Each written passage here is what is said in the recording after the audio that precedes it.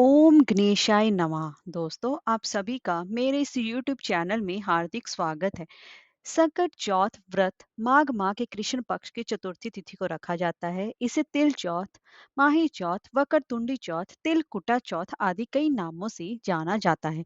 यह व्रत माताएं संतान की लंबी आयु, अच्छी सेहत और सुख समृद्धि की कामना के लिए करती हैं। इस दिन भगवान गणेश जी का पूजन अर्चन किया जाता है। तो दोस्तों, आज के हम इस वीडियो में बात करेंगे कि साल 2024 में संकट चौथ व्रत कब है, पूजा व का पारण का मुहूर्त क्या रहेगा, पूजा विधि क्या रहेगी, व्रत कब और कैसे खोलना चाहिए और चतुर्थी तिथि कब से कब तक रहेगी और इसी के साथ साथ संकटी चतुर्थी चौथ व्रत का नियम क्या है। तो चलिए वीडियो शुरू करते हैं।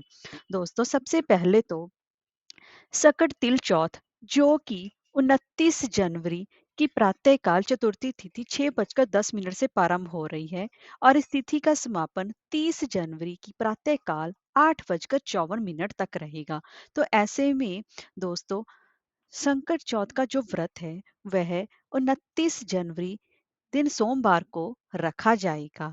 अब हम जान लेते हैं कि चंद्रोदय का समय क्या रहेगा। दोस्तों, संकट चौथ के व्रत का पारण हमेशा ही चंद्रोदय के बाद ही किया जाता है। तो चंद्रोदय का समय रहेगा रात्रि 9:10 तक। अब दोस्तों, व्रत का पारण 29 जनवरी की रात चंद्रोदय होने पर चंद्रमा को अर्घ और पूजा के बाद से लेकर अगले दिन प्रातःकाल 8:54 तक किसी भी समय किया जा सकता है। आइए दोस्तों, अब हम जान लेते हैं कि उस दिन पूजा का शुभ मुहूर्त क्या रहेगा। 29 जनवरी वाले दिन उस दिन सुबह सूर्योदय का समय रहेगा सुबह 7:12 पर, सूर्यास्त का समय रहेगा शाम के 6:07 पर और ब्रह्म मुहूर्त का समय रहेगा सुबह 5:35 से लेकर सुबह के 6:23 तक और पूजा का अभिजीत मुहूर्त का समय रहेगा दोपहर के 12:17 से लेकर 1:01 तक और उसके बाद दूसरा मुहूर्त रहेगा सुबह 11:44 से लेकर 1:32 तक और आपको सोमवार को सुबह राहु काल का समय छोड़ देना है, जो कि सुबह 7:30 से लेकर 9 तक रहेगा।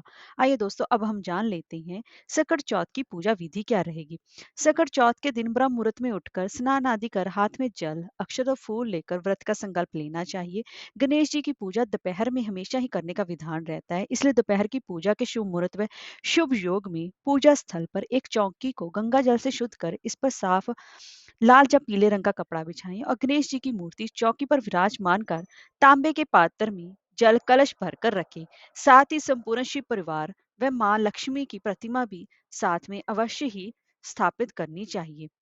और इसी के साथ ही दोस्तों, इस दिन भगवान गणपति जी के सामने घी का दीपक जलाकर उनका तिलक करना चाहिए और उन्हें पीले फूलों की माला से श्रृंगार कर और पूजा में उन्हें दूर्वा तिल तिल से बने लड्डू गुड़ जरूर अर्पित करें और उन्हें जनेऊ भी अर्पित करना ना भूलें। इस दिन पूजा में तिल और गुड़ की चीजों को अवश्य शामिल करें। इसके बाद आपको सकट चौथ की व्रत कथा सुननी अथवा जब पढ़नी चाहिए। अंत में गणेश जी के मंत्रों का जाप कर उनकी आरती विशेष रूप से करनी चाहिए। रात में जब चंद्रमा उदय हो जाए तो चांद को जल से अर्घ देकर व्रत का पारण करें और फिर उसके बाद ही यानी कि व्रत खोलें। चतुर्थी तिथि पर चंद्रोदय पूजन का सबसे ज्यादा विशेष खास महत्व माना जाता है, क्योंकि संकट चौथ व्रत चंद्रमा की पूजा और उन्हें अर्घ दिए बगैर उसको उसकी पूजा संपूर्ण नहीं मानी जाती और ना ही व्रत कभी खोलना चाहिए। संकट चौथ के दिन रात्रि में चंद्रोदय उदय के समय चंद्र पूजन की तैयारी करें। चंद्र पूजन के लिए सबसे पहले चंद्रमा को कच्चे दूध और चीनी मिले जल का अर्घ दें। अर्घ देते समय ओम चंद्रमा से नमा मंत्र का जाप करते रहें।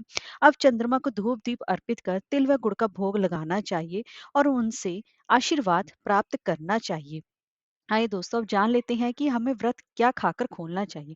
संकट चौथ के दिन भगवान गणेश की पूजा और व्रत काफी ज्यादा फलदायी माना जाता है। शास्त्रों के अनुसार चतुर्थी व्रत फलाहार करना चाहिए। इस दिन भगवान गणेश के साथ ही चंद्र देव की पूजा अर्चना जरूर करें। बिना चंद्र पूजन के भी व्रत पूर्ण नहीं माना जाता और चंद्र पूजन के बाद ही व्रत खोला जाता है। तो सबसे पहले पूजा में जो भोग लगाया गया है उसे नैवेद्य के रूप में आपको स्वीकार करके अपने व्रत का पालन करना चाहिए। इसके बाद दूध और शकरकंद खाकर भी ये व्रत खोलना शुभ रहता है। कई कई जगह उस दिन अन्न का सेवन भी रात के समय कर लिया जाता है। आप अपने ही हिसाब से, अपने कल्चर के हिसाब से देख सकते हैं। आइए हम जान लेते हैं इस संकट चौथ व्रत के दिन ये व्रत के नियम क्या रहेंगे दोस्तों। शास्त्रों के अनुसार संकट चौथ व्रत के दिन महिलाओं को निर्जल उपवास करना चाहिए। चंद्रोदय से पहले गणेश जी की विधि विधान से पूजा करने के बाद चंद्रमा को अर्घ देना जरूर चाहिए। इस दिन काले रंग के वस्त्र और नीले रंग के वस्त्र भूलकर भी धारण नहीं करने चाहिए। और व्रत का पारण चंद्रमा को अर्घ देने के बाद ही करना चाहिए।